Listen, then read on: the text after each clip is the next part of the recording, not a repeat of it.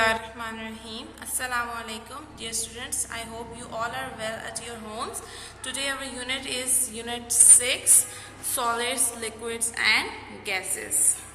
Everything in the world that has mass and occupies space is matter.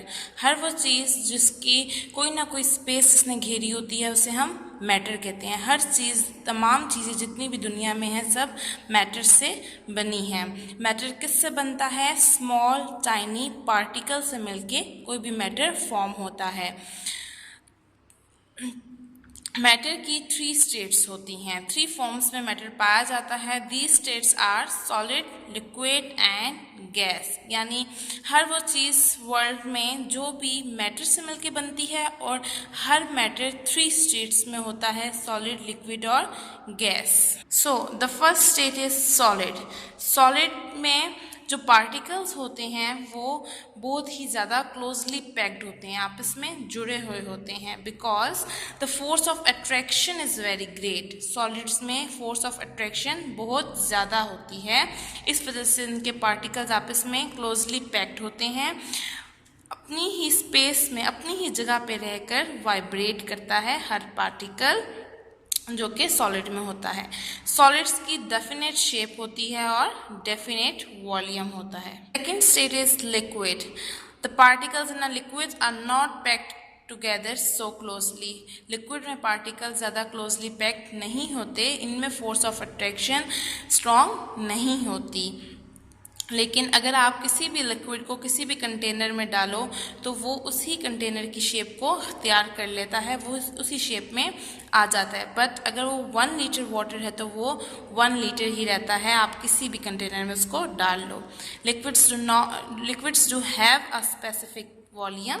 इनका specific volume होता है liquids का, but they do not have a fixed shape. Liquids की shape fix नहीं होती. The particles in gases are not packed closely together. Gases के particles आपस में क्लोजली पैक्ड नहीं होते, इनमें फोर्स ऑफ अट्रैक्शन बहुत ज़्यादा कम होती है और ना ही गैसेस का फिक्स्ड वॉल्यूम होता है और ना ही इनकी फिक्स्ड शेप होती है.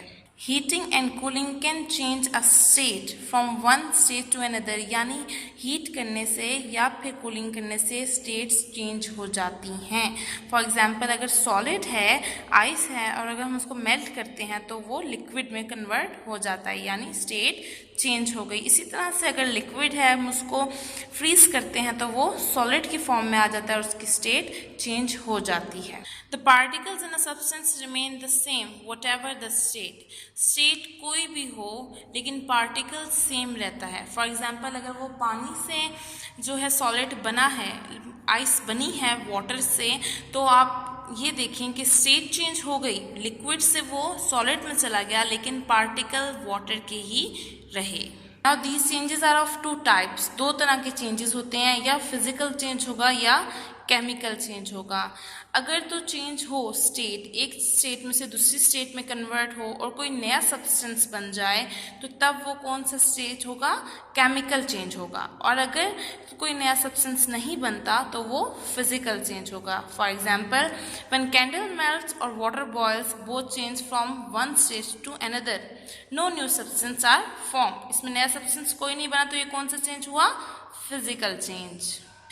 When wood and paper burn, ash, a new substance is formed. We say a chemical change has taken place. और इसमें अब new substance बन चुका है ash, so it's a chemical change. Words meaning: vibrate, shake. Vibrate, shake.